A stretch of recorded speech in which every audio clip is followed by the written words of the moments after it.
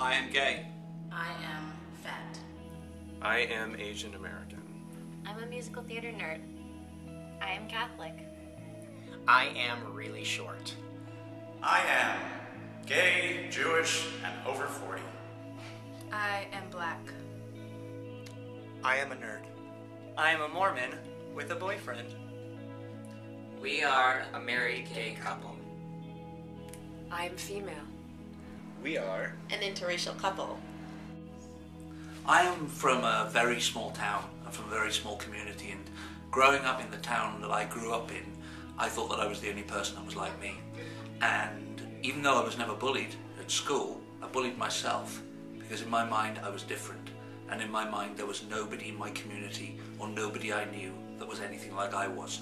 And the only people that were like me were people I saw as stereotypes on television and in newspapers and magazines.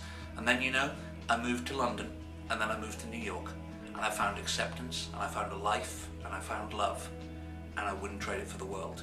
Believe me, it gets better. I came out of the closet when I was 22 years old to my father, who, as I told my father, I was not only punched, but I was kicked out of the house for it. And I have to say, as hard as that was, and I wanted to take my life for that it was the greatest day of my life, was accepting who and what I was. I said, sure, I lost my father, but I didn't want someone in my life who didn't accept me for who and what I was, and I am today. And I am so grateful for today that I actually am the best person I've ever been in my life because of that day. When I was in college, I went to religious school, and I was kicked out for homosexual activity. And I was let in on the basis that I went to a therapist, a religious counselor, and when I was let back in, I was kicked out again, and the man who was the mouthpiece to kick me out let me know that it was because of my homosexual activity, and he referred to me as you people. And it brought a lot of shame to me and my sexuality, and it's something that I still deal with in my late 20s.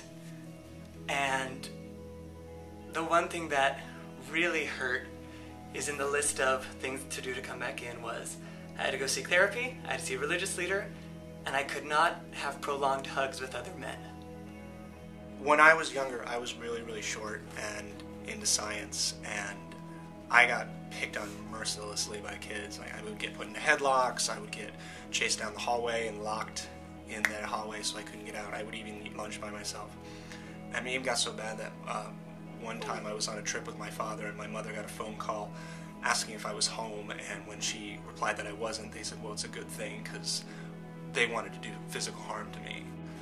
I went up to my bully, and I just kind of went up to him and I said, hey man, I don't know what I ever did to upset you or why you feel like you need to pick on me, but I was wondering if maybe we could be friends. He was like, sure, why not?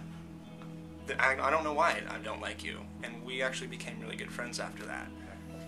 I remember when I was in the 6th grade, it was the second day of school, and I had bought a brand new backpack, and during recess, one of my classmates used a Sharpie to write faggot on it, and it was probably the worst day of my life. I actually ended up going home from school early, and I remember my mom just telling me that it doesn't matter what anyone else thinks about you, all that matters is what I think, and I think you're wonderful. It was the best advice a mother could ever give her son. Many years ago when I was a teacher, I had a favorite student. His name was Joey. And unfortunately, he came to me a little too late and confided in me that he was being bullied by kids in another school. I mean, I advised him as best as I could, but he told me too late, because not 2 days later, Joey took his own life. Now, I had to live with that for many, many years, thinking, was there something that I could have else said? And I decided that if Joey was sitting in front of me right now, this is what I would tell him to do. Confide in as many people as you can. Even talk to the cop on the beat. Because the more people that you talk to, the more strength you're going to get and the easier your burden is going to be. Trust me in this, kids. You stay strong and this will get better. I promise you. Yeah, I was bullied and ostracized for being fat. I remember going home in tears and nobody really paying any attention or understanding that my feelings were always hurt. If you're experiencing being bullied and having difficulties, as so many people do, find someone that you trust and talk to them about it. Don't keep it to yourself, because you're going to find that there are so many people who've gone through what you're going through. It gets much better. Beyond the bullying and the hate, I just want you to know that there are people out there that will love you and accept you for who you are. You can love whoever you want to. You are just a person who wants to love, and there's nothing wrong with that. And from here, it gets a lot better. Trust me, it does get better. It gets better. There's a whole other world out there full of people who will accept you for who you are and what you believe in. You will find those people. And all we can do is appreciate what we're given and be who we're meant to be and fulfill the life that we're meant to live here. So just know that it gets better. You know what? It gets better.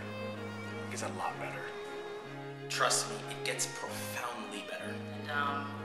And everyone is a teacher, and someone has taught you. Someone taught you math, someone taught you how to tie your shoe. And no matter what you think, someone is learning from you. You are an example.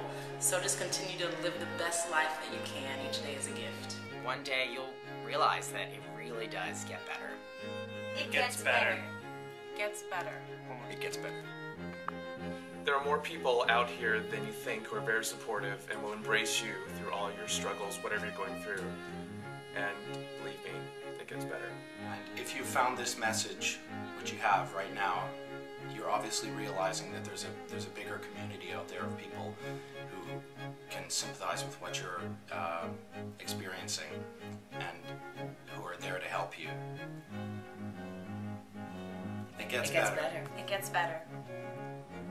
I know you feel like you have no one to turn to, but these organizations can help you out.